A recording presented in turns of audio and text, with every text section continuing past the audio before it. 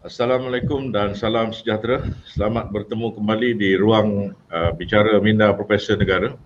Salah satu program advokasi awam Majlis Profesor Negara yang menampilkan pakar-pakar dan juga para profesor untuk mengambil bahagian dalam menyatakan pendapat dan pandangan berdasarkan fakta dan mengutarakan hujah yang berteraskan ilmu dalam menyelesaikan isu-isu atau memberi pandangan terhadap permasalahan semasa yang dihadapi oleh negara kita. Alhamdulillah pada kali ini kita telah memasuki episod ke-35 dan tajuk yang menjadi pilihan kita pada malam ini ialah Raja-Raja dan Raja-Raja Melayu dan Kemelut Politik di Malaysia. Dan bersama saya pada kali ini ialah tiga panelis yang tidak asing lagi, iaitu yang pertama Profesor Datin Dr. Faridah Jalil daripada Fakulti Undang-Undang Universiti Kebangsaan Malaysia. Kedua kita ada Profesor Nik Ahmad Kamal Nik Mahmud, Profesor Undang-Undang di Universiti Islam Antarabangsa Malaysia. Dan ketiga kita ada yang bahagia Profesor Datuk Dr. Abdul Halim Siddiq, bekas Profesor Undang-Undang di Universiti Malaysia Kelantan. Saya ucapkan terima kasih banyak kerana sudi meluangkan masa pada malam ini dan untuk sama-sama kita mengupas isu yang baru saja berlaku di negara kita dalam 2 minggu yang lalu. Dan isu yang saya maksudkan ialah berkaitan dengan penggelutan kuasa ataupun kemelut politik yang pada jangkaan rakyat Malaysia berkali perkara yang sepatutnya terakhir berlaku sebab kita berdepan dengan pandemik COVID yang menelan mangsa yang mencecah hampir 1.6 juta sekarang dan kadar kematian semenjak sebulan yang lalu melebihi 200 orang sehari, dan pada akhir-akhir ini telah masuki angka 300 lebih. Dalam masa yang sama kita juga ada krisis ekonomi yang menyebabkan ramai pekerja-pekerja kita dibuang kerja, perniagaan tidak boleh dijalankan, dan dalam masa yang sama kita juga ada pandemik politik yang berlaku semenjak 2020 yang lalu, lebih tepatnya pada hujung Februari, di mana kita mengalami pertukaran kuasa. Kalau dalam konteks demokrasi berparlimen, pertukaran kuasa di pertengahan penggal merupakan perkara biasa, seperti mana yang banyak berlaku di dunia juga, seperti di Jepun, di Itali, dan apabila dia tidak melibatkan mandat daripada rakyat, iaitu menerusi pilihan raya, sudah pastinya dia menimbulkan banyak persoalan, khususnya dalam konteks kita ni dia melibatkan institusi istana. Di banyak negara lain, institusi di Jepun yang ada institusi istana seperti kita, peralihan kuasa hanya berlaku pada peringkat dalaman parti. Dan di Itali, kalaupun dia tidak ada institusi istana, dia mengamalkan sistem seperti di India, the president. Penyelesaiannya berlaku pada peringkat parlimen. Tapi agak unik sikit di Malaysia ini, dia berlaku dalam konteks ada hubungannya dengan peranan istana. Jadi untuk permulaannya saya akan minta Yang Bahagia Profesor Datin Dr. Faridah untuk bercakap berkenaan dengan latar belakang, kalau boleh, dalam konteks bagaimana di waktu parti itu kuat, seperti di tahun-tahun 1983, 93, institusi istana ni seperti menjadi mangsa kepada aktor-aktor politik. Tetapi akhir-akhir ini kita lihat bila parti politik ni tidak lagi dapat mencari penyelesaian antara sesama mereka, institusi istana nampaknya menjadi begitu penting dalam dua peristiwa sejak 17 bulan yang lalu, sehingga apa yang berlaku pada 2 minggu yang lalu menunjukkan perkara itu.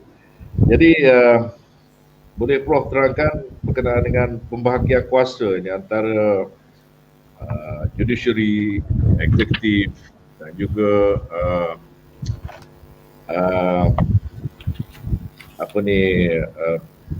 parlimen dan institusi raja dalam konteks perlembagaan di negara kita. Silakan. Ya, Bismillahirrahmanirrahim. Assalamualaikum warahmatullahi wabarakatuh dan salam sejahtera. Okey, sebelum saya pergi address persoalan yang dibangkitkan oleh Dr. Asri tadi, so saya rasa kita akan lihat sikit tentang bagaimana institusi raja itu boleh berada di dalam perlembagaan persekutuan kita. Okay. Dan apakah dia kita kata peristiwa-peristiwa ataupun pencaturan yang berlaku pada ketika institusi itu tadi hendak dijadikan sebagai sebahagian daripada apa yang kita lihat pada hari ini di dalam perlembagaan.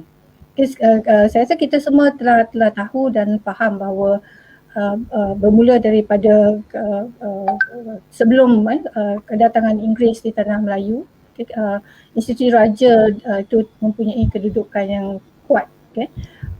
Ada yang mengatakan bahawa institusi raja kita pada sebelum kedatangan Inggeris itu adalah merupakan institusi raja mutlak, yang mana raja itu mempunyai kuasa yang penuh. Tetapi kalau kita lihat daripada segi pengurusan pentadbiran negara itu, dalam banyak hal raja-raja itu juga adalah memimpin ataupun memerintah berdasarkan kepada pandangan dan juga nasihat serta bantuan daripada pengurus ataupun pembantu lain yang ada antaranya juga dikenali sebagai menteri ataupun dahulu kita ada bendahara, kan, Laksmana, ada susun aturnya. Okay. Dan apabila Inggeris masuk ke tanah Melayu, okay, ke tanah Melayu, bermula daripada di Pulau Pinang itu, kita dapat lihat bahawa kuasa raja-raja itu dia berlaku perubahan, ada berlaku perubahan, tetapi Inggeris masih lagi mengiktiraf kedudukan raja-raja Melayu itu sebagai tuan punya kepada tanah di mana mereka hendak masuk, okay, dan juga kita beroperasi atau berurusan. Kalau kita tengok seperti Pulau Pinang itu, apabila mereka ingin menjadikan Pulau Pinang itu sebagai base, sebagai pusat untuk mereka menjalankan kegiatan perniagaan. Begitu juga di Melaka dan juga di Singapura. Jadi dia masih ada lagi merujuk kepada kumpulan-kumpulan tertentu yang ataupun individu tertentu yang dianggapkan sebagai pemerintah ataupun raja di kawasan tersebut. Dan evolusi itu dah kita lihat, walaupun kita rasa bahawa semasa pemerintahan Inggeris itulah di mana ada berlakunya tergugatnya ataupun penyusutan kuasa kepada raja-raja Melayu, raja-raja itu, tetapi sebenarnya daripada satu sudut ancaman ataupun kita kata cabaran terbesar kepada kuasa raja itu berlaku semasa pendudukan Jepun di tanah Melayu, 1942 sehinggalah 1945. Pada ketika itulah raja-raja, sebab pada masa pemerintahan Inggeris, raja-raja Melayu masih lagi diberi kedudukan sebagai raja. Apa yang dikurangkan daripada mereka itu hanyalah kuasa mereka untuk mengurus tabir kerajaan. Mereka mesti menerima nasihat daripada Presiden Inggeris. Kuasa mereka hanya terhad kepada hal ehwal agama Islam dan juga perkara-perkara yang berkaitan dengan adat budaya Melayu. Tetapi semasa kemasukan semasa Jepun menduduki negara kita, tanah Melayu pada masa itu, kita dapat lihat bahawa raja-raja itu diturunkan darjatnya, martabat itu sama seperti mereka itu adalah orang biasa. Okay, jadi mereka tidak mendapat kedudukan yang mereka nikmati sebelum daripada kedatangan. Jadi daripada tahap itulah pada antara tahun 1942 sehingga 45 itulah kita dapati raja-raja kita boleh merasakan bahawa betapa sukarnya mereka ni, okay, apabila mereka tadi kehilangan kuasa yang dahulunya mereka nikmati. Mereka nikmati. So, dan pada ketika itu kita kebangkitan rakyat, maksud kata Jepun dia mempunyai polisi agak berbeza, dia memperkukuhkan rakyat dan dia juga bekerjasama banyak dengan golongan-golongan agama. Semangat bangsa itu sebenarnya banyak dihidupkan pada masa pemerintahan Jepun itu tadi. Okay. So apabila British kembali semula ke tanah Melayu, kita dapati kita ada pergeseran pada tahun 1946 ingin diadakan Malaysian Union. Okay. So di situ bukan kita lihat bahawa ada kita kata because orang Melayu, bangsa Melayu, mereka ingin membangkitkan hak mereka semula, dan raja-raja juga ingin kembali kepada kedudukan, tetapi mereka raja-raja mesti bekerjasama semula dengan British untuk mereka dapatkan kedudukan mereka. Tetapi British juga ada perancangan mereka 1946 itu. Mereka mengadakan mereka ingin menubuhkan Malayan Union, dan sekali lagi di situ kedudukan raja itu tadi dia tergugat. Cuma pada masa tersebut kita nampak bagaimana kesedaran politik telah mula ada. Kedudukan raja itu tadi digunakan bersama-sama di mana orang rakyat kebanyakan yang kita tahu pada masa diketuai oleh Datuk On menggunakan pakai kedudukan raja itu supaya raja itu kemudiannya berubah bentuknya sebagai pelindung kepada hak orang Melayu. So pada peringkat itulah kita lihat bagaimana UMNO itu berlaku, dan UMNO itu tadi raja dan UMNO itu sama-sama bersandar antara satu sama lain. Dan apabila perbincangan 1956 itu untuk mengadakan Perlembagaan Persekutuan, so kita boleh lihat ada juga beberapa pertembungan di antara UMNO iaitu golongan pihak yang paling banyak memberikan pandangan untuk pembentukan Perlembagaan 1927 dan juga Raja-Raja Melayu. So Raja-Raja Melayu menekankan bahawa ada beberapa perkara yang tidak dicadangkan oleh UMNO ataupun perikatan, bahawa mereka mahukan hak itu tadi seperti sebab mesti diadakan. So jadi kita dapat lihat bahawa kita kata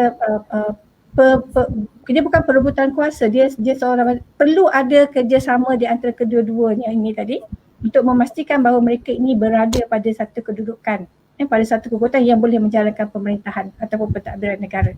So jadi kompromis itu tadi berlaku juga di antara Suruhanjaya Reid, pihak perikatan, UMNO dan juga Raja Melayu apabila mereka membincangkan tentang apakah dia peruntukan-peruntukan yang sepatutnya dimasukkan dalam perlembagaan itu, yang juga kemudiannya menjamin kedudukan raja-raja, dan kemudian raja-raja itu dijadikan sebagai simbol kepada kedudukan orang Melayu di tanah Melayu ini tadi. So itu kemudian kita merdeka, kita lihat bahawa suasana agak stabil, tetapi kita dapati kemudiannya pada masa tersebut kita ada Tunku almarhum Tunku Abdul Rahman sebagai Perdana Menteri, tapi beliau juga datang daripada istana. Jadi tradisi istana itu tadi ada pada diri beliau. Allahyarham Tun Razak juga adalah merupakan orang besar di Pahang. Jadi dia pun telah biasa dan dia tahu berkenaan dengan adat istiadat istana. So jadi hubungan baik di antara istana dan juga UMNO ataupun perikatan yang memerintah pada masa tersebut sedikit sebanyak mengendurkan pertembungan-pertembungan yang berlaku di antara istana dan juga ahli-ahli politik, dan ini yang menyebabkan kita rakyat pada masa tersebut juga tidak begitu merasakan ada pertembungan. Tapi zaman itu berubah, apa kita lihat pada tahun 1983 penguasaan politik itu dia semakin kuat. Berlaku keadaan-keadaan di mana yang menyebabkan kita lihat raja-raja itu tadi dipersoalkan tingkah lakunya. Dan kita dapati bahawa UMNO sekali lagi atas asas untuk melindungi kedudukan dan kehormatan raja-raja tadi menggunakan kesempatan tersebut untuk mengawal kedudukan raja-raja, untuk mengawal kedudukan raja-raja. Dan itu berlaku dari 1983 dan juga tahun 1993. Raja-raja tidak lagi mempunyai kuasa untuk memberikan perkenan kepada undang-undang yang diluluskan di Parlimen, dan raja-raja juga kemudiannya boleh tertakluk kepada Mahkamah Khas Raja-Raja apabila mereka ini melakukan satu kesalahan yang peribadi sifatnya, Jadi itu daripada segi kita betapa pada masa tersebut dan kita tahu pada tahun 1983 itu sehingga tahun 2000 di bawah era Tun Mahathir sebagai Perdana Menteri, eksekutif itu mempunyai kuasa yang sangat besar. Dan mereka jadi dan peluang ini tadi digunakan dan kepercayaan rakyat kepada parti itu juga adalah sangat besar. Dan daripada kita lihat pada masa tersebut, parti parti dilihat lebih sebagai pelindung kepada kedudukan mereka berbanding daripada raja-raja. Dan apabila peristiwa-peristiwa yang berkaitan dengan saya kata salah laku di pihak raja-raja itu tadi yang dianggapkan sebagai salah laku pada raja itu timbul, maka rakyat dia memusingkan, mengarahkan dia kata perlindungan yang diminta itu tadi kepada orang-orang politik. Okay. Tapi dia berbeza pada masa sekarang. Seperti kita ada 2008 sehingga sekarang berlaku penyusutan daripada sudut kekuatan politik. Dan ini diambil kalau dulu kita lihat kerajaan parti UMNO pada masa itu menggunakan peluang itu tadi untuk meminta perlembagaan dan mengurangkan kuasa raja-raja. Atas asas untuk memelihara institusi kehormatan institusi raja-raja itu tadi. Okay. Dan itu menyebabkan raja-raja dia agak kita terkawal dan dikawal oleh undang-undang itu tadi. Tapi sekarang ni daripada 2008 berlaku penyusutan kuasa di pihak kerajaan parti yang memerintah itu, dan tapi masa itu kita tidak nampak lagi ada berlaku kita kata kebobrokan kuasa seperti yang berlaku pada baru-baru ni selepas 2018 itu. Jadi penyusutan kuasa itu mungkin di atas sebab perubahan daripada segi sudut pemikiran bagaimana rakyat melihat aturan pencaturan kuasa. Tetapi kemudiannya pada 2018 pun kita ada kes-kes 1MDB, dan kita pada peringkat itu kita lihat banyak keburukan yang dilakukan oleh ahli-ahli politik. So kedudukan ahli politik sekarang dia berada di bawah. Dia berada pada tahap kepercayaan sangat rendah di kalangan rakyat Malaysia. So kepada siapa rakyat ini akan mengalihkan pandangannya untuk mereka ini mendapatkan perlindungan?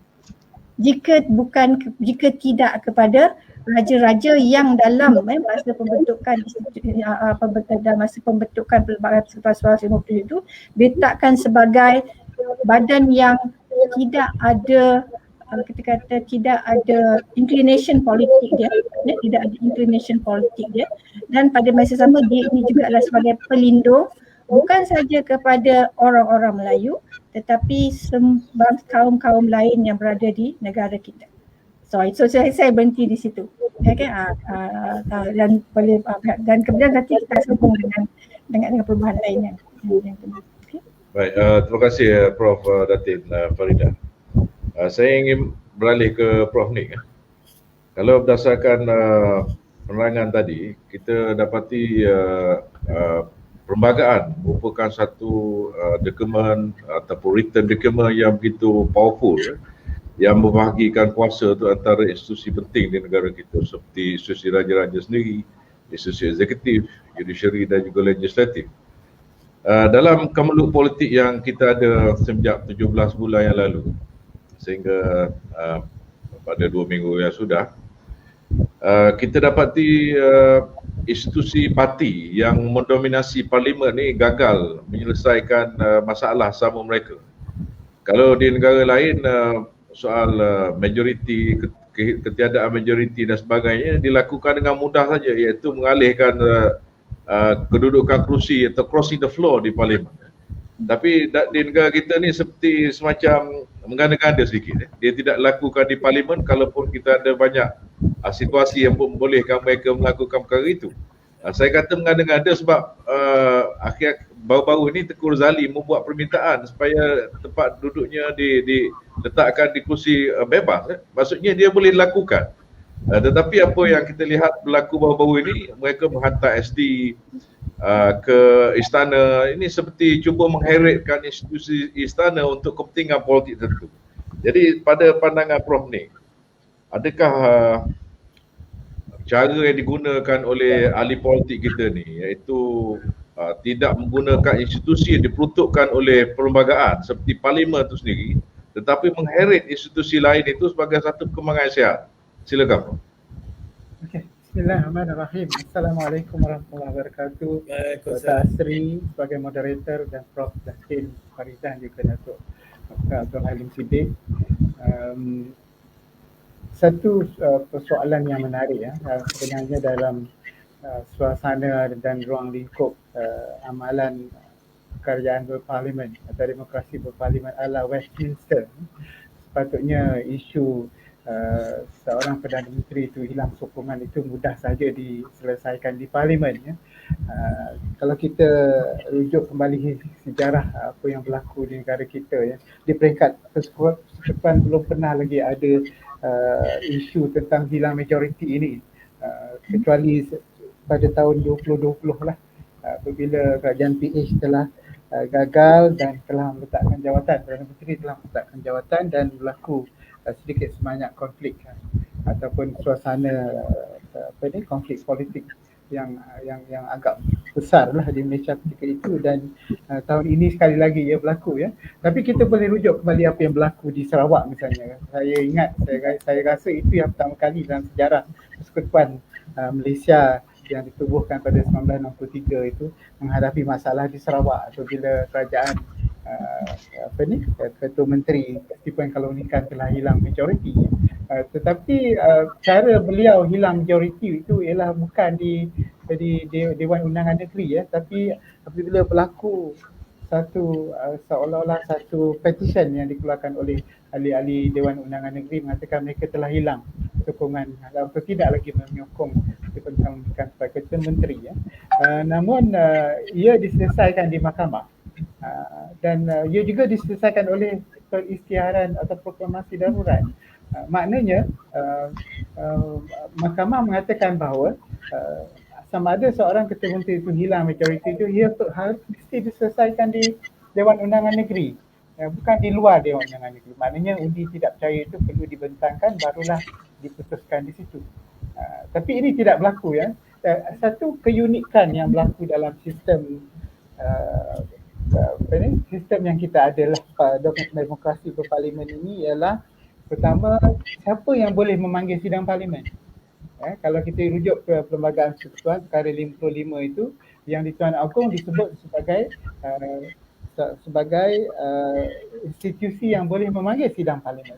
Tetapi perkara 55 itu perlu dibaca dengan perkara 40 Perlembagaan Persekutuan, iaitu yang di Tuan Agong bertindak atas nasihat Perdana Menteri. Jadi maknanya kalau pun yang Tuan Agong mahukan parlimen bersidang, tapi kalau Perdana Menteri tidak mahu dan tidak memberi nasihat kepada yang di Tuan Agong, maka sidang parlimen tidak boleh bersidang langsung ya. Itu satu, saya lihat itu satu kelemahan lah dalam sistem kita, kerana tidak ada kuasa yang boleh memaksa Perdana Menteri untuk memanggil sidang parlimen. Kita lihat apa yang berlaku pada sejak beberapa bulan yang lalu setelah darurat diisytiharkan ya, di mana dibentukkan dalam adunan darurat tersebut bahawa Perdana Menteri ataupun yang di Tuan Agong mempunyai kuasa untuk memanggil sidang parlimen pada bila-bila masa yang bagi dia fikir sesuai. Tetapi ia tidak disebut dengan jelas bahawa itu adalah tindakan atas nasihat Perdana Menteri. Tetapi perkara peruntukan ordinan darurat itu perlu dibaca dengan perkara 40 Perlembagaan Persekutuan, kerana perkara 40 tidak disebut langsung dalam ordinan. Jadi ia perlu diikuti. Jadi sebab itulah, kalau pun ia hendak diselesaikan di Dewan, tapi kalau Perdana Menteri atau Ketua Menteri tidak mahu memanggil sidang Dewan Rakyat, maka sukar untuk mengadakan sidang Dewan Rakyat, kerana secara perlembagaannya hanya Perdana Menteri yang boleh, atau Ketua Majlis iaitu Perdana Menteri di peringkat persekutuan, di peringkat negeri iaitu Ketua Menteri atau Menteri Besar yang hanya boleh menasihatkan Sultan ataupun Yang Tuan Agong memanggil sidang Dewan Rakyat. Jadi kita lihat bahawa di Sabah misalnya juga berlaku juga dalam tahun 90, 80-an, 90-an berapa kali di Sabah ya, isu tentang majoriti, kehilangan majoriti dalam sekelip masa saja selepas tamat pilihan raya ya, pertukaran Ketua Menteri, itu semua berlaku di luar Dewan Undangan Negeri dan bukan di dalam. Jadi maksudnya lah, kalau kata Dr. Asri tadi, memang betul, memang ada convention dalam sistem Westminster ini apabila berlaku ahli dewan bertukar tempat duduk dengan izin speaker, maka berlakulah kerajaan itu telah hilang majoriti walaupun upacaranya mestilah didahului dengan upacara pembentangan usul undi tidak percaya dahulu, baru dah dia diselesaikan. Namun tidak semudah kalau ia berlaku di parlimen. Kita ingat lagi apabila usul undi tidak percaya masa zaman pemerintahan Tan Sri Muhyiddin Yassin telah diusulkan undi tidak percaya supaya dibawa ke parlimen, tetapi oleh kerana peraturan sidang parlimen itu sebegitu rupa dan setiap urusan parlimen itu hendak diselesaikan urusan kerajaan dahulu, dan urusan-urusan lain, urusan private members bill misalnya atau usul daripada private members tidak boleh dibentangkan pada peringkat awal. Jadi dengan itu timbul masalah bila usul undi percaya ini atau undi tidak percaya ini boleh diusulkan. Kecualilah kalau yang membawa usul ini ialah daripada kerajaan itu sendiri. Kita lihat di Perak misalnya, Menteri Besar mengusulkan undi percaya kepada beliau. Dan dia dibentangkan dengan segera apabila sidang Dewan Undangan Negeri bermula. Ialah kita tahulah akhirannya macam mana Jadi dalam konteks siapa yang boleh bawa usul, bila ia usul itu boleh dibentangkan, itu saya rasa satu bentuk constraint dalam peraturan parlimen kita. Mungkin kita perlu meminda peraturan-peraturan dalam peraturan parlimen, peraturan Dewan Undangan Negeri Jadi saya lihat bahawa kalaulah pergeseran antara parti politik itu, antara kerajaan dan pembangkang itu diselesaikan dengan cara di Dewan Rakyat ataupun di Dewan Undangan Negeri, saya rasa tidak perlulah kita libatkan Sultan ataupun Yang Tuan Agong. Tapi dalam keadaan apa yang berlaku, apa yang kita telah rasai pada tahun 2020 bulan Mac, bulan Februari, bulan Mac, kita lihat bahawa ia berlaku di luar. Jadi terpaksalah dengan cara terbaik kerana Yang Tuan Agong itu memainkan peranan yang amat besar dalam perlembagaan. Kalau kita lihat perlembagaan Malaysia dan juga perlembagaan negeri-negeri di Semenanjung ini, ada di Persekutuan ini ialah Yang Tuan Agong mempunyai apa dipanggil membership sebagai ketua negara, sebagai ketua negara dan juga sebagai sebahagian daripada eksekutif.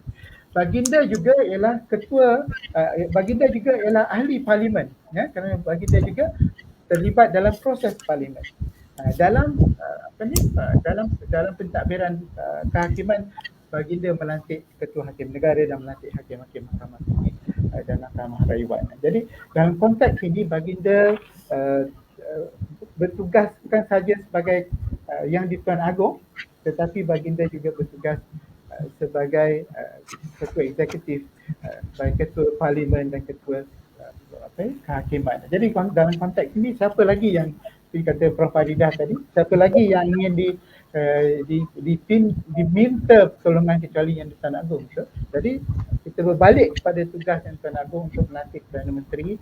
Jadi kalau dalam keadaan di mana Perdana Menteri telah hilang sokongan majoriti sama ada di dalam parlimen ataupun di luar parlimen, maka baginda sebagai Yang Tuan Agong mempunyai kuasa di bawah perkara 43 untuk melantik seorang Perdana Menteri, seorang yang pada khidmat baginda mungkin akan mendapat sokongan majoriti di Dewan Rakyat. Jadi kalau dia berlaku di luar Dewan Rakyat, maka proses untuk mencari siapa yang akan mendapat sokongan itu atau memang bukan perkara yang mudah Kalau apa yang kita lihat berlaku pada bulan Mac 2020 apabila Tun Mahathir meletak jawatan sebagai Perdana Menteri, baginda perlu melantik seorang pengganti, dan apabila tidak ada seorang yang begitu jelas sokongannya, maka baginda perlu melakukan perkara yang pernah dilakukan oleh Sultan Perak pada tahun 1996, memanggil ke semua ahli parlimen, bertanyakan siapakah yang akan mereka sokong sebagai seorang Perdana Menteri menggantikan Tun Mahathir, dan apa yang telah kita lihat sejarah yang berlaku, Tan Sri Muhyiddin dilantik sebagai Perdana Menteri. Begitu juga apa yang berlaku baru-baru ini. Keadaan yang sama, konflik itu berlaku di luar parlimen dan perlu diselesaikan oleh Yang Tuan Agong sebagai institusi yang bertanggungjawab menyelesaikan sebarang konflik, memastikan bahawa kerajaan itu berjalan lancar. Dan oleh sebab itulah kita perlu mendapat fungsi atau kita perlu mendapatkan Tuan Agong untuk menyelesaikan isu ini. So dalam konteks ini saya rasa ia mempunyai pelbagai implikasi lah. Kita tahu bahawa proses yang sepatutnya berlaku di parlimen itu, tapi kalau tidak dapat diselesaikan di parlimen dan kalau konflik itu berlaku di luar parlimen, kita tak ada pilihan. Kecuali lah kalau kita memanggil sidang parlimen, undi dibentangkan, boleh dibuat begitu. Tapi dalam keadaan di mana ia perlu diselesaikan segera, kita tidak boleh menunggu parlimen bersidang, maka di situlah Tuan Agong perlu mengambil bahagian dan menyelesaikan masalah untuk memastikan kelangsungan sebuah kerajaan tersebut. Baik, terima kasih Prof. Nuri. Saya akan lebih akan pergi lagi pada isu itu dalam pusingan kedua nanti untuk dapatkan gambaran lebih mendalam. Sebelum itu saya ingin berpindah kepada Prof. Dato' Halim. Berkenaan dengan kalau kita lihat akhir-akhir ini banyak kenyataan dikeluarkan oleh pihak istana atas nama titah, ada kalanya atas nama nasihat supaya buat itu, buat ini. Misalnya yang terbaru ni kerajaan baru dikenaki ataupun dinasihatkan untuk mendapat mengadakan undi vote of confidence ataupun dipercaya di parlimen. Dan ada juga pihak sebelum kerasi ni waktu kemuncak bila parlimen pertama kali dibuka pada 26 Julai lalu, ada orang menggunakan istilah derhaka, kita dengar kerana kata dia tarikh parlimen, nasihat tuanku supaya parlimen dibuka tu ada disegerakan, tapi ada yang kata akan buka bulan 9 dan sebagainya. Jadi dia menimbulkan persoalan sama ada adakah titah nasihat ini dalam konteks modern constitution ataupun demokrasi berparlimen ataupun sistem monarki berparlimen yang kita ada ni, dia binding benda tu. Adakah perkara itu kalau tidak dilaksanakan boleh dibawa ke mahkamah ke atau jatuhkan hukuman atau bagaimana Prof. Dato'? Ya, terima kasih. Assalamualaikum warahmatullahi wabarakatuh. Semua panel. Ini satu persoalan yang amat menarik sekali. Kalau saya mengajar undang-undang perlembagaan, saya amat seronok sekarang ni lah. Jadi ini evolusi politik di Malaysia. Benda yang tak ada zaman kita belajar dulu, sekarang dah wujud di Malaysia dengan terangnya, sebab sekarang dengan advance of technology, semua orang tahu apa yang berlaku di Malaysia setiap saat. Jadi kita dengar tempoh hari yang berhormat Datuk Seri Taqiyuddin kena hentam bagian Arak, habis penderhaka kerana beliau tidak mahu membuat sidang parlimen lebih awal dan dikatakan kita akan buka lambat, dan ketika itu Perdana Menteri Tan Sri Muhyiddin pun kena hentam teruk kerana sebab tak bersidang parlimen kerana tuanku suruh as soon as possible dengan segera, tapi dia kata bulan 10 dah bersidang. Jadi titah baginda itu sekarang peranan titah. Apakah peranan titah itu? Apakah kesannya? Apakah legality, kesan legalnya titah tuanku itu? Adakah kalau baginda membuat satu saranan titah baginda itu kepada rakyat jelata, iaitu wakil-wakil rakyat di jalan jelata, dan tidak dipatuhi, diabaikan begitu sahaja ataupun diposponkan, ditundakan? Adakah ini menjadikan orang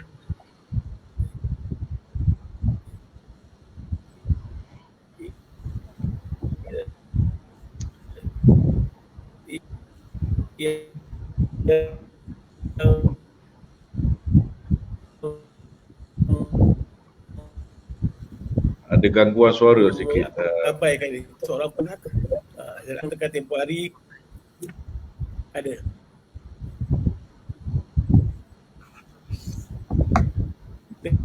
Dengar Ada putus-putus sikit. Boleh ulang balik yang 1 minit ke belakang yang Datuk cakap tadi. Dah terputus terus pula. Jadi saya pindah kepada, sementara menunggu Prof. Dato' Halim, saya pindah kepada Prof. Farida. Tadi Prof ada sebutkan berkenaan dengan penghakiman kuasa, ada kalau di negara lain ada 3 cabang kerajaan, di negara kita ni ada 4. Dalam situasi yang berlaku sekarang ni, dia Prof. Dato' Halim boleh dengar? Masih tak boleh. So saya pergi pada Prof. Faridah dulu, kemudian kita kembali kepada Prof. Alim.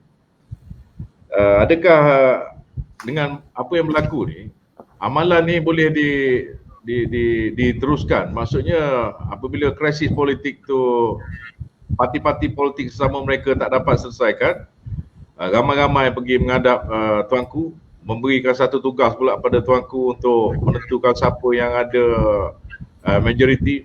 Walhal platform itu mereka boleh lakukan seperti banyak negara lain di dunia lakukan. Adakah perkara ini boleh sustain ataupun ini masalah dalam perlembagaan kita? Silakan Prof. Ratib. Okey, untuk menjawab soalan Dr. Ashir, saya rasa ada satu perkara yang kita perlu faham. Bagaimana cara, macam mana kita menanggapi peranan raja-raja. Okay. So kalau kita tengok daripada dalam perbincangan berkenaan dengan peranan raja-raja, so ada beberapa aliran pandangan. Okay. So ada kalau pengkaji-pengkaji Inggeris macam Gulick misalnya, dia melihat peranan raja-raja itu sebagai simbol saja. Okay. Itu sebagai perlambangan.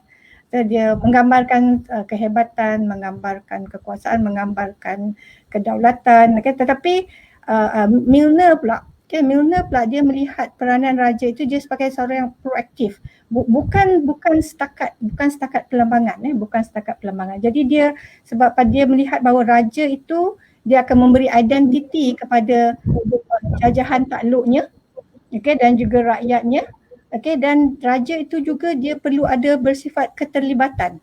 So apa yang berlaku dekat negara dalam di bawah jajahan takluknya itu, okay, dia mesti terlibat. Dia mesti ambil tahu. Okay.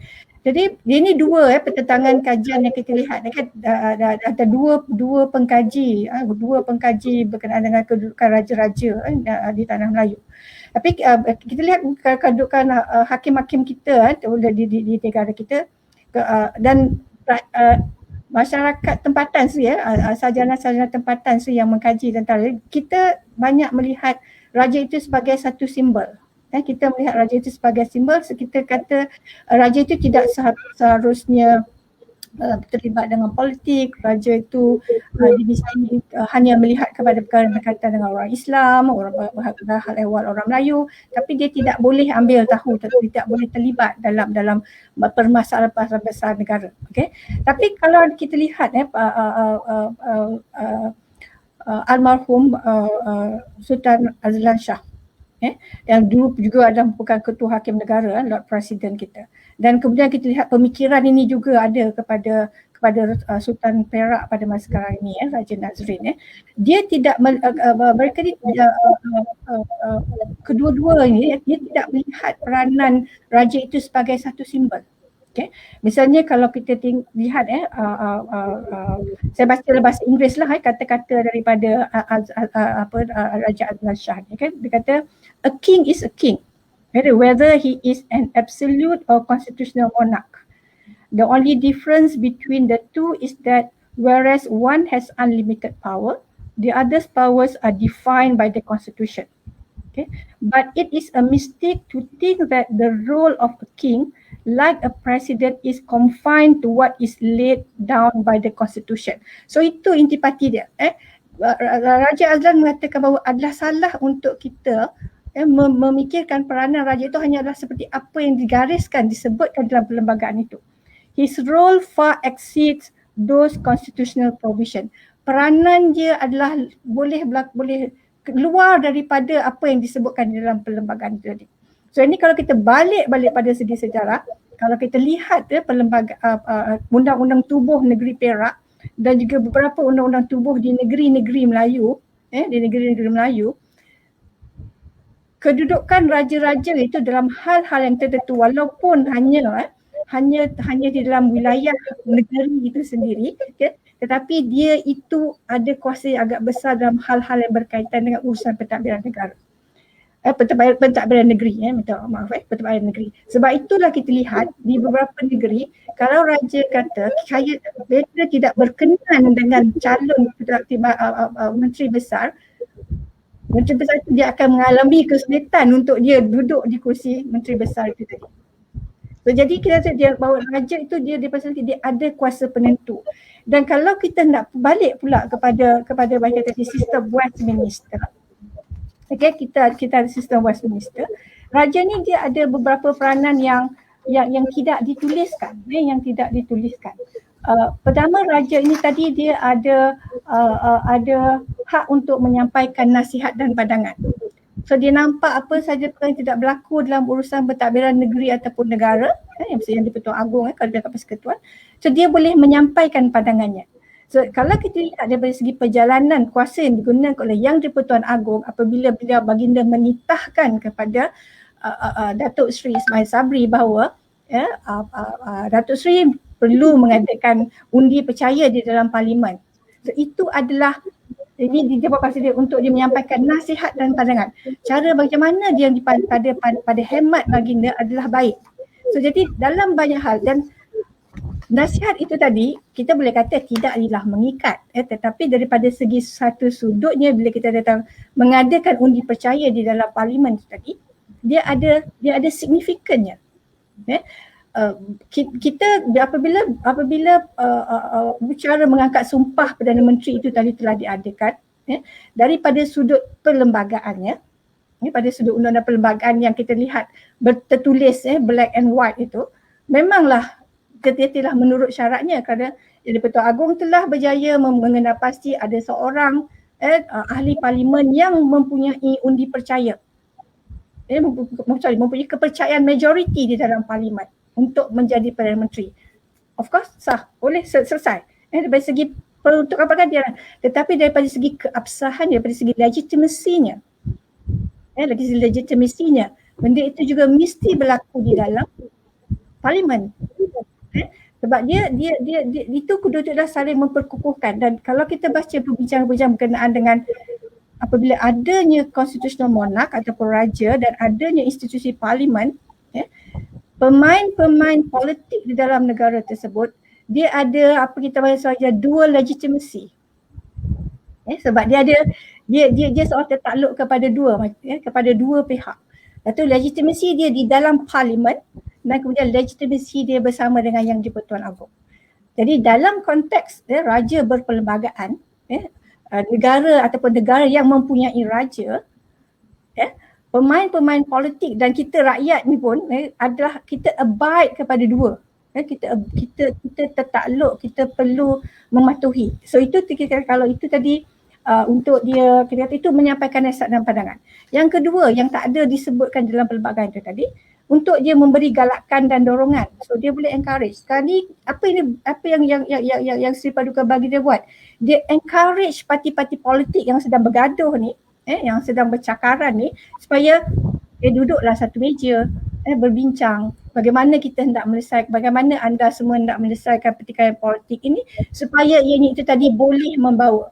So Yang di-Pertuan Agong provide the avenue, dia menyediakan ruang di mana mereka yang tadi boleh datang duduk berbincang. Datang duduk berbincang dan mengambil tindakan. So dia itu yang kedua, peranan dia sebagai yang menunjukkan bahawa dia ada penglibatan dia dalam pengurusan negara itu tadi. Yang kedua untuk dia memberi peringatan dan teguran. Ini kalau sekarang kita tengok selalulah Yang di-Pertuan Agong kita tengok dalam parlimen. Apabila ada menteri undang-undang memberi maklumat yang salah berkenaan dengan penamatan darurat itu sendiri, ordinance darurat itu tadi. Yang di-Pertuan Agong dia bagi kata minta maaf lah, dia kata sebenarnya that's what actually happened.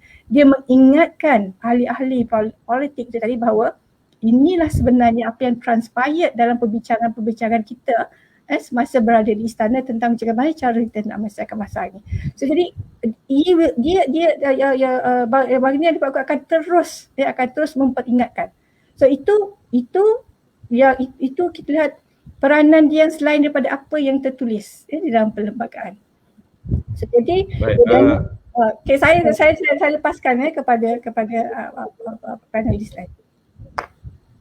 Prof Haling, kita sambung tadi sebab saya betul-betul rasa tidak dengar untuk satu jangka masa tu.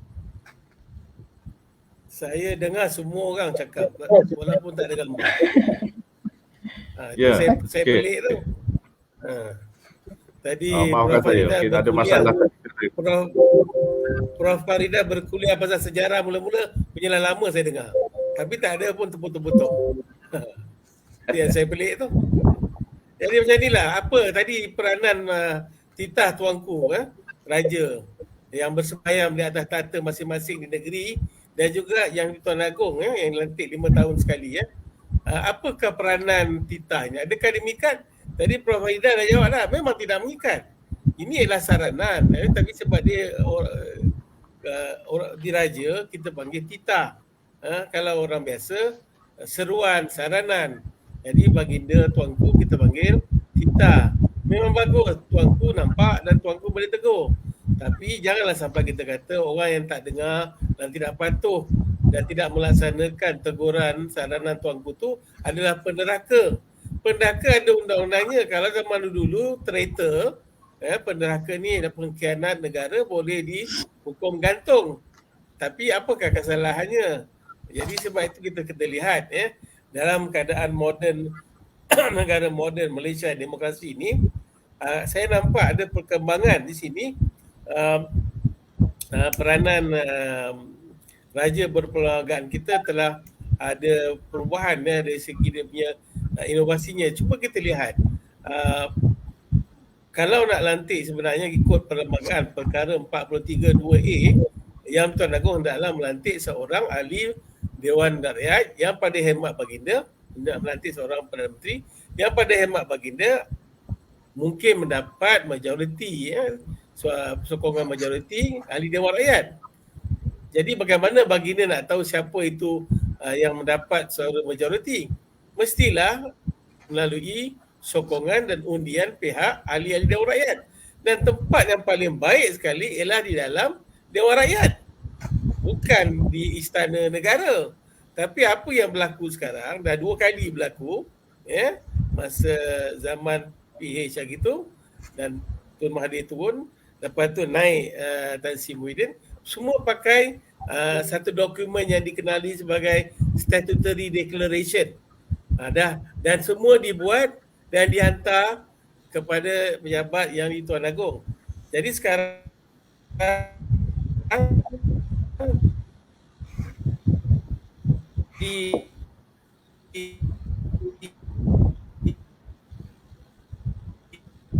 disarankan pula semula untuk ultimate dari itu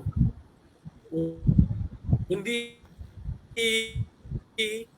melalui SD telah dahulu. Jadi saya tengok benda ni ada duplicity. Nak buat apa kerja rakyat? Adakan sidang khas untuk memastikan siapa yang panggil layak dapat berjawab, mendapat perkenan dan anggap sumpah. Jadi sekarang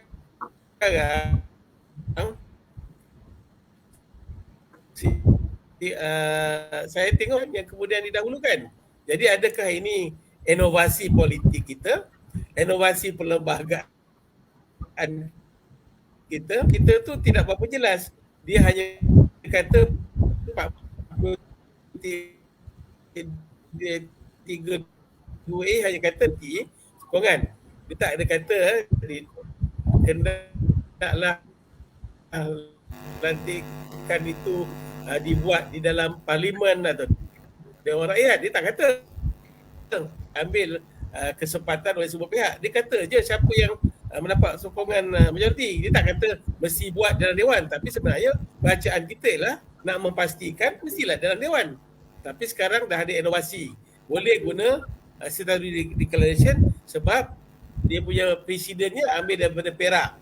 Perak buat macam tu, kita pun ikut di persekutuan begitu. Tapi persoalan saya, adakah ini betul? Adakah ini sihat? Adakah amalan ini akan berterusan di masa-masa depan? Dan sekarang persoalan saya ialah sekiranya dibawa balik PM ke-9 ke Dewan Rakyat, dan minta undi percaya, katalah because money talk, duit ni boleh beli segala-galanya. Orang yang 114 yang menyokong dia itu, ada 10 orang telah dibeli, crossover pula, maka jatuh lagi sekali. Dan sekali lagi dah nak bawa ke Istana Negara nak angkat sumpah. Jadi sampai bila kita Malaysia ni nak bergerak? Sebab asyik tukar Perdana Menteri dalam tangga 3 tahun, dalam masa 2 tahun ada 3 Perdana Menteri. Jadi kita nampak. Jadi Prof Nik pun ada cakap tadi, ada banyak kelompangan yang perlu kita baiki dari segi peraturan dalam parlimen dan juga kita punya perlembagaan. Ada bahasa yang terlalu vague, terlalu kabur yang boleh ditafsirkan ke kiri atau ke kanan. Ini berlaku sekarang ni dengan hebatnya sebab dah terlampau ramai lawyer. Lawyer dah terlampau ramai, semua pandai nak buat interpretasi. Sikit-sikit aja sama menyaman, sikit-sikitnya semua hujah-berhujah. Dan sebab itulah kita jadi kelangkaan. Yang pentingnya sekarang, rakyat di luar sana tengah keliru. Oh, macam ni rupanya tuanku ni, dia orang boleh pergi jumpa tuanku begini. Oh, sebenarnya tak perlu sangat parlimen, kita boleh terus ke Istana Negara. Jadi apakah mesej yang kita berikan kepada rakyat kita? Sedangkan perlembagaan kalau kita baca lain. Tapi yang diamalkan suara-jadi inovasi politik kita sekarang. Setakat itulah dulu. Baik, saya dah terus tanya kepada Prof. Dato' Alim lah, sebab berhenti bercakap tadi kan. Berkenaan dengan isu, kita kata perkara ini, apa yang berlaku sejak 2 minggu ni, peralihan kuasa, boleh diselesaikan di sama parti politik. Ada tawaran kita lihat dikemukakan oleh Tan Sri Muhyiddin, 7 tawaran, dan dalam 7 tu kita lihat ada 3 yang melibatkan aspek politik, seperti dia nak hadkan kuasa Perdana Menteri kepada 2 penggal, berjaya kaun di 18, satu lagi jawatan kuasa peringkat parlimen disedai oleh pembangkang. Saya rasa ini semua agenda reformasi institusi yang diperjuangkan oleh pembangkang terutama PH, tapi mereka tidak terima tawaran ni. Dalam konteks ini, dalam konteks di mana tuanku pernah nasihat supaya kestabilan politik ini dikekalkan, keharmonian dikekalkan, kita sama-sama bersatu menyelesaikan masalah COVID, masalah ekonomi yang sedang kita alami. Tetapi bila ada ruang seperti tawaran seperti itu dibuat, kita lihat dia tidak disambut oleh pembangkang. Dalam isu lain dia nak titah tuanku dipatuhi. Dalam hal ini dia tidak tidak mahu patuhi. Apa pendapat Prof dalam isu ni?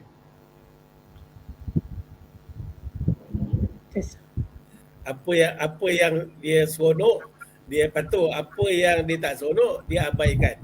Jadi kita saranan tuanku tu betul lah, kena berdamai, jangan berpolitik saja. Kemelut politik, kemelut kesihatan ekonomi negara ini perlu didahulukan kebajikan rakyat. Tapi nampaknya mereka lebih mendahulukan apa-apa saja yang benefit dia orang, dia akan buat. Tapi yang tak benefit, dia tak buat.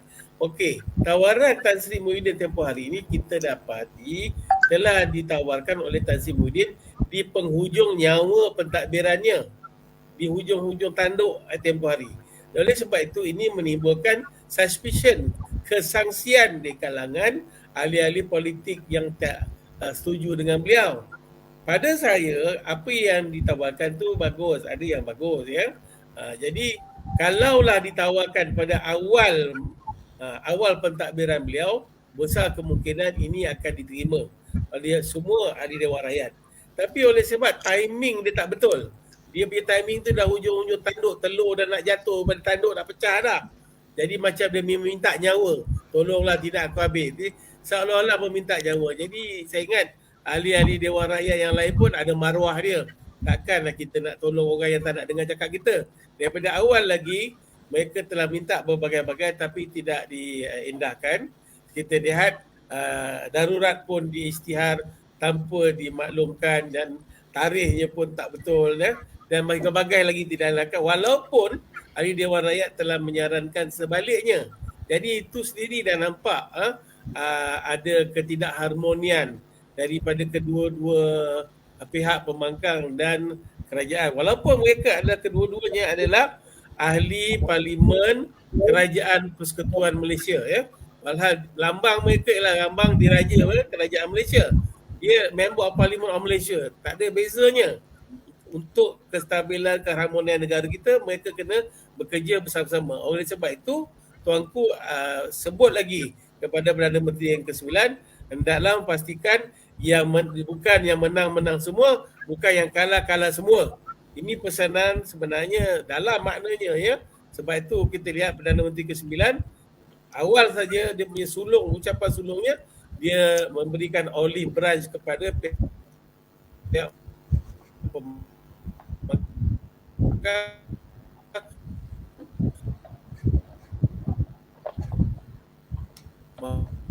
awak kerja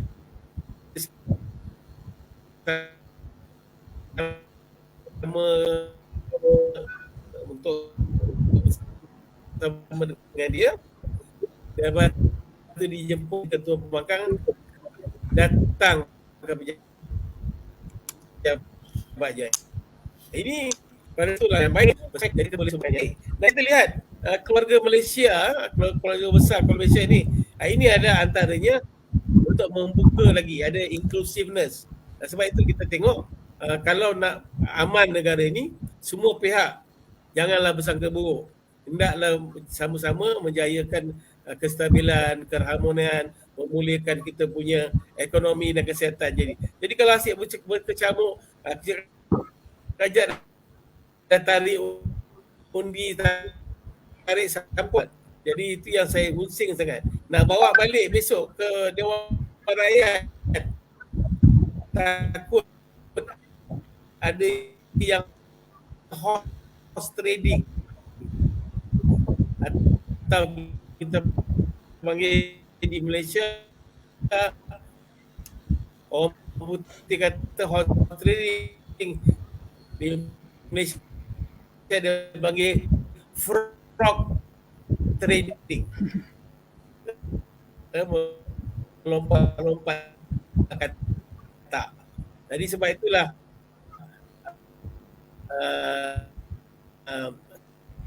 saranan dan tawaran Tanzim perspektif, ramai yang dalam kabinet ni akan tersungkur sebab mereka melompat-lompat.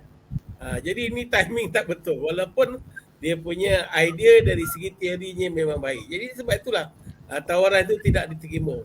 Mereka rasakan ini mungkin satu lagi trik yang dilakukan supaya dia boleh remain in power. Jadi sekarang Datuk Seri Ismail, saya nampak dia belajar daripada kesilapan yang lepas, sebab dia pun duduk dalam pentadbiran yang sama dulu. Sebab tu dia buat benda-benda ini untuk membuka jalan.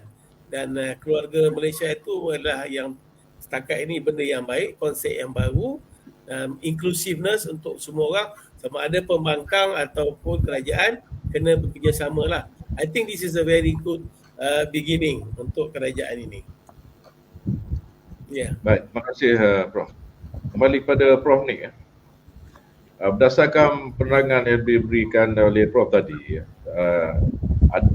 dalam realitinya di negara kita ni ada dua peringkat di mana keabsahan majoriti yang dimiliki oleh Perdana Menteri itu boleh dipastikan, sama ada yang pertama di Dewan Rakyat, yang kedua di Parlimen. Dalam situasi yang kita hadapi pada hari ini, di mana bila pilihan raya tak dapat laksanakan kerana COVID yang begitu tinggi, dan kita ada sokongan sebenarnya antara parti ini tidak begitu jelas juga, kalaupun kita ada peralihan. Dan kalau lah penyelesaian ini, kita ada dua institusi, iaitu Parlimen satu pihak, dan satu pihak lagi institusi yang Pertuan Agong.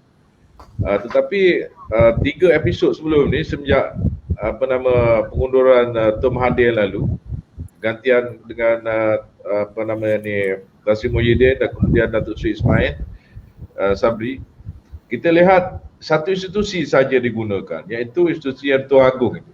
Dan dalam konteks kecairan majoriti yang besar, Datuk Seri Ismail pun hanya ada 114 saja, kelebihan tak banyak. Dan kalau apa yang disebutkan oleh Datuk Halim tadi, sekiranya berlaku lompat parti sekali lagi, ada orang tak puas hati dengan pelantikan kabinet seperti mana yang diumumkan pada hari ini misalnya, adakah institusi istana itu sekiranya digunakan sekali lagi dan ini menampakkan pada pro lah. Adakah ini satu, kalaupun kita bercakap ini masanya ahli politik ini menunjukkan kerjasama bersatu demi rakyat, demi ekonomi dan sebagainya. Dalam realitinya dia tidak berlaku sebelum ini. Kerana motif kuasa tu lebih ditonjolkan.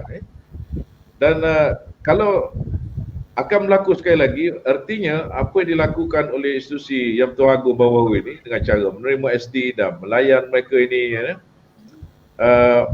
adakah perkara ini perlu kita biarkan begitu ataupun perlu ada pindaan dalam perlembagaan kita supaya atau bagaimana pada pendapat Prof sendiri? Kalau kita lihat amalan undi percaya ni bukan amalan biasa di Malaysia sebenarnya. Tapi pernah diamalkan. Tun Hussein On apabila beliau dilantik sebagai Perdana Menteri, apabila arwah Tun Razak meninggal dunia, perkara pertama yang beliau buat ialah untuk memanggil undi percaya di Parlimen. Dan ini berlaku untuk memastikan bahawa beliau mendapat sokongan majoriti ahli Parlimen. Padahal waktu itu Perikatan atau Barisan Nasional sekarang mempunyai sokongan 2/3 majoriti. Maknanya majoriti bukan masalah, tapi masih lagi dalam fikiran Tun Hussein On masa itu bahawa perlu ada undi percaya kerana beliau melihat ada sekumpulan ahli-ahli UMNO yang mungkin tidak menyokong beliau sebagai Perdana Menteri menggantikan arwah Tun Razak. Itu satu contoh. Kemudian saya rasa masa ketika zaman Tun Abdullah Badawi pun berlaku perkara yang sama, cuma undi percaya itu tidak berlaku lah, walaupun ada usul untuk mengadakan undi percaya. Jadi kalau kita lihat dari perspektif perlembagaan itu sendiri, sebab perlembagaan di Malaysia ini kita perlu peka bahawa sumber undang-undang perlembagaan itu ialah perlembagaan itu sendiri, dokumen yang selalu kita baca, dan satu lagi ialah konvensyen perlembagaan, iaitu amalan perlembagaan yang tidak dinyatakan dalam perlembagaan tetapi telah diamalkan dan diterima pakai. Saya melihat bahawa usul undi percaya ini sebenarnya boleh dijadikan sebagai amalan perlembagaan atau konvensyen perlembagaan dengan syarat ia diamalkan setiap kali berlaku perkara kerajaan dan diterima pakai dan diamalkan selalu. Dan saya rasakan apa yang dicadangkan oleh Beliau Yang Mulia Seri Paduka Baginda Yang Tuan Agong ialah supaya amalan ini diamalkan oleh kerajaan untuk memastikan bahawa mereka sebenarnya ada sokongan majoriti Dewan Rakyat. Namun kita serah kepada kerajaan Datuk Seri Ismail Sabri untuk menentukan sama ada mereka akan membuat usul undi percaya ini. Apa yang diusulkan oleh Yang Tuan Agong itu cara yang baik, walaupun dia bukan berdasarkan satu peruntukan perlembagaan, tapi kalau ia baik untuk diamalkan, maka harusnya ia diamalkan. Dan kalau ia diamalkan setiap kali pertukaran kerajaan berlaku atau pertukaran Perdana Menteri berlaku, maka wujudlah satu dipanggil amalan konvensyen perlembagaan atau amalan perlembagaan yang dipakai oleh semua pemain-pemain dalam kerajaan dan ia menjadi sebahagian daripada yang mengikat. Walaupun kita tahu bahawa konvensyen perlembagaan itu tidak boleh dibawa ke mahkamah kalau tidak diikuti. Dia tidak boleh dilaksanakan, walaupun ada mengatakan boleh dilaksanakan, tapi pada dasarnya memang tidak boleh dilaksanakan atau tidak boleh di-enforce di mahkamah. Namun saya melihat balik pada soalan Dr. Asfi tadi ialah isu tentang sama ada kalau berlaku lagi masalah, berlaku lagi kerajaan telah hilang majoriti Dewan Rakyat, katakanlah usul dipercaya Dewan Rakyat nanti kerajaan Ismail Sabri gagal, kalah mungkin 1 undi, 2 undi dan sebagainya. Maka kita balik ke drawing board, di mana Yang Tuan Agong perlu melaksanakan apa yang telah diamanahkan kepada baginda dalam perlembagaan, iaitu melantik seorang Perdana Menteri yang lain. Dan proses yang sama berlaku. Cuma saya melihat bahawa dalam konteks sebuah kerajaan tidak ada, kerajaan yang tidak ada, gagal ataupun kerajaan telah runtuh, tidak ada Perdana Menteri lain untuk melantik lagi, saya melihat bahawa perlembagaan itu boleh ditafsirkan sebegitu rupa memberi kuasa kepada Yang Tuan Agong untuk memanggil sidang Parlimen untuk memastikan usul undi percaya atau undi tidak percaya itu dapat dilaksanakan. Maknanya maksudnya kalaulah satu kerajaan itu runtuh, gagal, dewan undi percaya di Dewan Rakyat, maka baginda boleh memanggil sidang Dewan Rakyat kepada masa tidak ada Perdana Menteri yang dilantik lagi untuk diusulkan undi percaya pada satu calon atau dua calon Perdana Menteri, dan biar beri ruang kepada ahli Dewan Rakyat menentukan secara undi percaya. Katakan ada dua calon, kenapa tidak usulkan ada calon A, calon B dan undi siapa yang menyokong.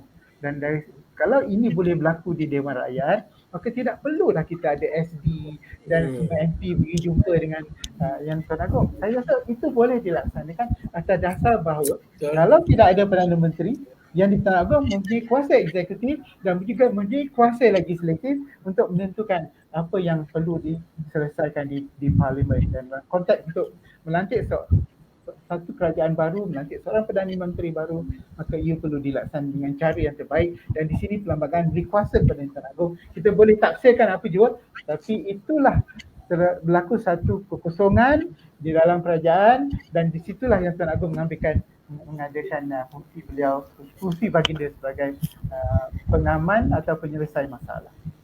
Saya ingat dalam konteks ini, di England dulu, baginda Queen Elizabeth telah buat benda yang sama. Masa tu dia got very slim majority. Yang Liberal kata dia, Tory pun kata dia, Labour pun kata dia, ada masing-masing nak jumpa Queen. Lama-lama Queen kata, no, you solve your problem in the House of Commons. You go there and you go for vote of whether there's a confidence or no confidence. Dan oleh sebab itu Mr. Cameron, John Cameron, Tory Party gugur oleh sebab dia hilang majoriti, kerana majoritinya amat tipis sekali. Jadi baginda Queen tak nak mencemarkan dia punya tangan, she doesn't want to be blemished, dan takut nanti orang kata dia ni tak neutral, dia pro Tory, dia pro Labour dan sebagainya.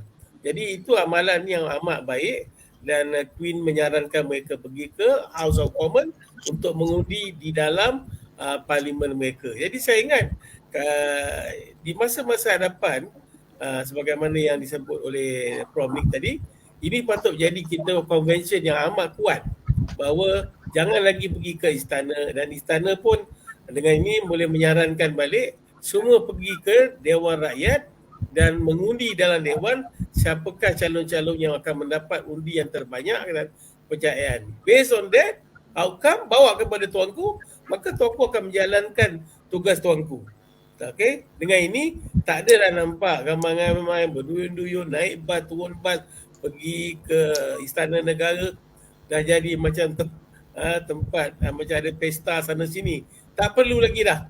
Kita selesaikan semua di Parlimen. Saya ingat dulu Yang Maha Mulia Tuanku dengan cara lembut yang berhemah telah menunjukkan jalan yang sebenarnya begitu. Tapi kita rakyat ni kadang-kadang tak faham. Kita tak baca apa sebenarnya tuanku nak sarankan itu kan. Memang dia katakan eloklah pergi ke Parlimen daripada datang ke sini, sebab you all pun Dewan Rakyat. Dalam Dewan Rakyat lah tempat you. Tapi rakyat dah sibuk pergi jumpa tuanku. Jadi sekarang ialah alasannya sekarang ni legitimate, sah, tak boleh pergi Parlimen sebab ada pandemik COVID-19. Dan lagi tu dah ada kluster Dewan Rakyat dah banyak kena. Jadi okeylah, sebab tu kita bagi kita sokonglah buat pergi ke jumpa tuanku dengan statutory declaration. Tapi manusia ni adalah manusia, sebab duit tu very strong. Nanti dia dah sign SD sekarang, dia tukar SD dia pula. Satu orang sampai sign 5 SD pula, apa cerita. Jadi inilah, tapi tak boleh. Sebab tuanku lagi bijak, tuanku telah verify. Sebab tu dia panggil 114 gitu, datang. Ini kamu punya, ya betul. Jadi dah verify, dia tak boleh kau. Nanti sampai ke Dewan Rakyat. Jadi bila nak bersidang, kerja speaker ialah menentukan tempat duduk. 114 ni, itu hari dia dah menyokong Datuk Seri Ismail Sabri jadi Perdana Menteri ke-9. Jadi tempat duduk dia ialah di tempat kerajaan. Itu saja kita dah nampak berapa dia punya undi. Jadi kalau dia nak undi, sebaliknya, dia dah terperangkap kan. Tapi tidak ada, there's no stopping them. Dia boleh juga buat kalau dia nak. Jadi itulah dia kelompangan kita yang kita kena semak semula peraturan di parlimen kita yang perlu ada pembaik pulih lah, kita kena baikilah keadaan kita. Okey, terima kasih. Terima kasih tu. Saya sambut daripada Dato' Halim tadi. I think because sebab kita bincang kata bahawa macam mana kita nak pastikan supaya perkara itu sama ada boleh berlaku di Dewan di Dewan Parlimen ataupun berlaku di istana ataupun di mana-mana tempat lah. Okay. Saya rasa ada satu je sebenarnya yang akan mungkin boleh memberhentikan perkara ini dengan kita tak kata dengan drastik ataupun dengan segera. Okay. Undang-undang berkenaan melarang politik wang. Yes, itu dia satu politik wang. Sebab macam kita tahu bahawa pertukaran sokongan ini tadi, dia asasnya itu banyak duduk kepada politik wang. So di dalam perlembagaan, saya rasa kita letaklah yang di Pertuan Agong ke, letak United Nation punya presiden dekat tengah-tengah tu, kita bawa lah siapa pun, tapi kalau politik wang tu masih lagi berkitar di dalam negara kita, itu dia akan tetap berlaku. So perlu kepada satu usaha yang segera di pihak kerajaan yang ada sekarang ini, untuk dia mengadakan akta rang undang-undang berkenaan dengan politik wang. Itu adalah, pada saya itulah prioriti yang perlu ada pada kerajaan kita pada hari ini. That will, bukan kata akan memberhentikan, tapi itu akan boleh mengawal. Tak ada isu pada saya, tak ada isu pada saya bahawa perkara itu bercanggah dengan perlembagaan, sebab politik wang itu adalah merupakan satu perkara yang tidak bermoral. Dan perlembagaan mengatakan bahawa hak-hak untuk berpersatuan kebebasan tadi boleh dikekang, boleh disekat kalau ini adalah bercanggah, kalau itu adalah bertentangan dengan aspek berkaitan dengan moral. So itu pada saya jelas boleh dibuat. Okay? So itu kita berkaitan dengan politik wang. Saya nak sambut tu tadi lah daripada perbincangan Dato' Halim tadi. Okay, terima kasih. Saya tertarik dengan kenyataan Prof. Dato' Halim tadi. Mereka ahli parlimen, mereka bukan ahli istana. Ahli istana ni hanya Sri Paduka Baginda Pertuan Agong saja. Ya, betul. Baik, untuk pusingan akhir ni saya ingin tanya pada semua ahli panel. Kelihatannya seperti yang berlaku ini, institusi istana telah menjadi penyelamat kepada amalan demokrasi di negara kita. Kerana kerajaan itu tidak boleh ada vacuum. Dia menimbulkan keresahan pada orang ramai sekiranya situasi ketiadaan kerajaan untuk satu jangka masa yang lama. Apatah lagi dalam situasi COVID yang kita alami. Sekiranya kita bersetuju dengan kenyataan itu, adakah kita perlu berkukuhkan lagi institusi istana ini ataupun biar saja perkara itu sedemikian status quo, ataupun seperti mana yang disebutkan oleh Prof. Faridah tadi, kita perlu tambahkan aspek pengurusan atau governance berkenaan dengan tata kelakuan ahli-ahli parlimen itu sendiri. Jadi saya persilakan semua panel yang ni.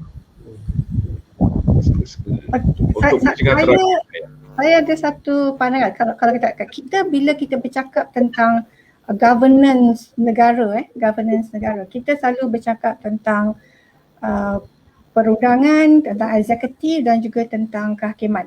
Tiga. Okay?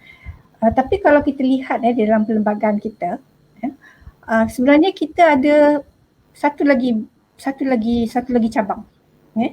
Cabang itu adalah kalau kita tengok dalam bahagian 5 tu, dalam bahagian 5 perlembagaan itu, kalau bahagian persekutuan, dia sebut tentang siapa dia yang akan terlibat dalam pentadbiran negara. Adakah dia hanya 3 badan yang kita sebutkan itu tadi?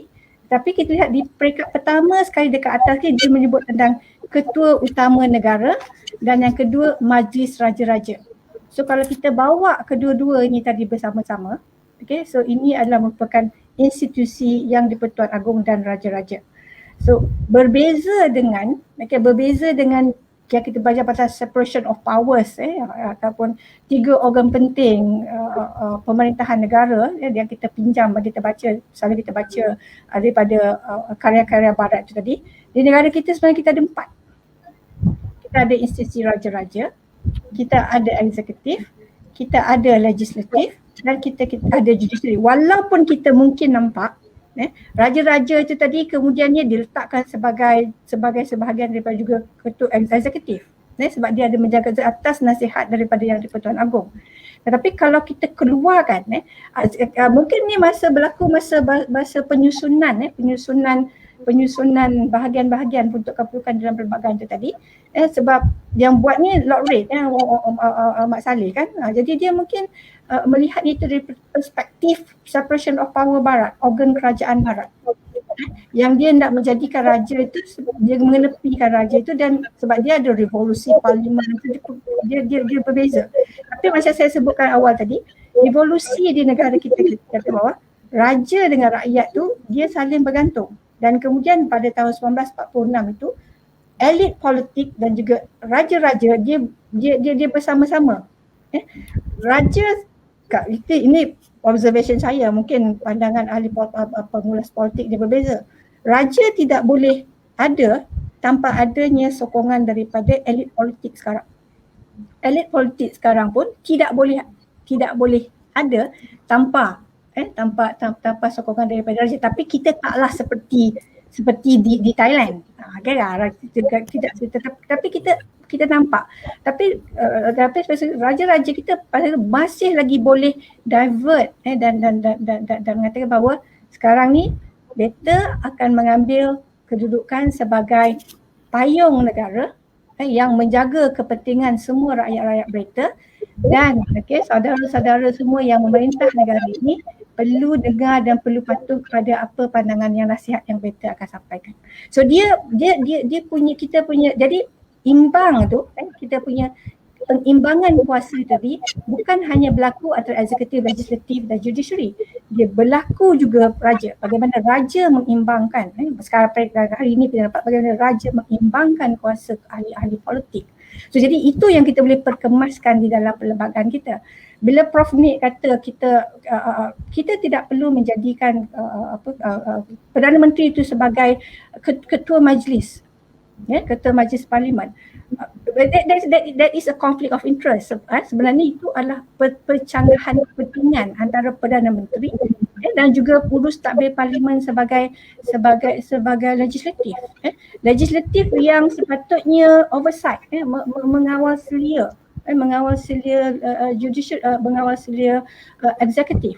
So itu pertembungan-pertembungan yang pada hari ini seiring dengan perubahan dan kesedaran rakyat berkenaan dengan perasingan kuasa supaya tidak berlakunya kepentingan itu perlu diubah dalam sistem kita. Dan satu lagi yang perlu berlaku adalah, kalau kita ingat tahun 1983 dan 1993, bila kuasa kerajaan itu kuat, kerajaan dengan mudahnya mengambil alih dan meminda peruntukan berkaitan dengan raja-raja.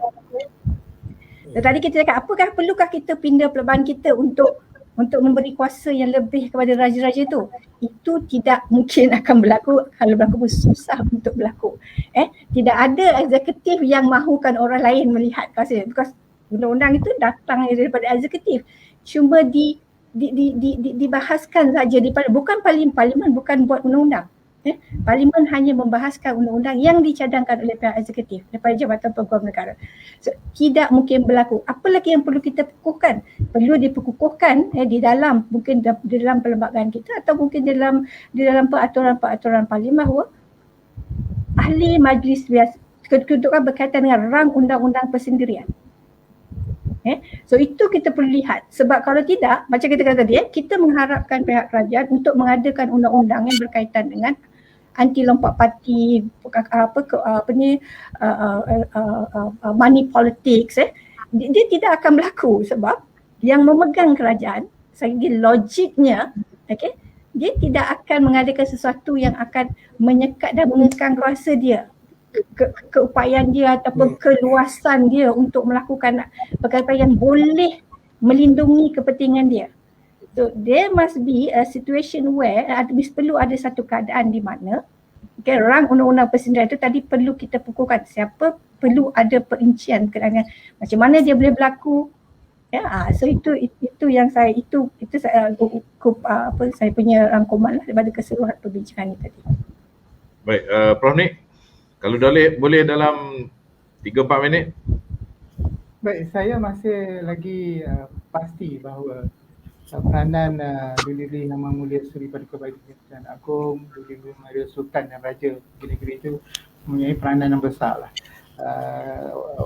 Saya setuju bahawa kalau kita lihat dari sisi pengasihan kuasa yang kita tekankan 3 organ utama dalam kerajaan itu, di mana Tuan Agong anggotai kesemuanya, ketiga-tiganya, wujud organ keempat iaitu Majlis Raja dan institusi yang Tuan Agong itu sendiri sebagai ejen pada semak dan imbang.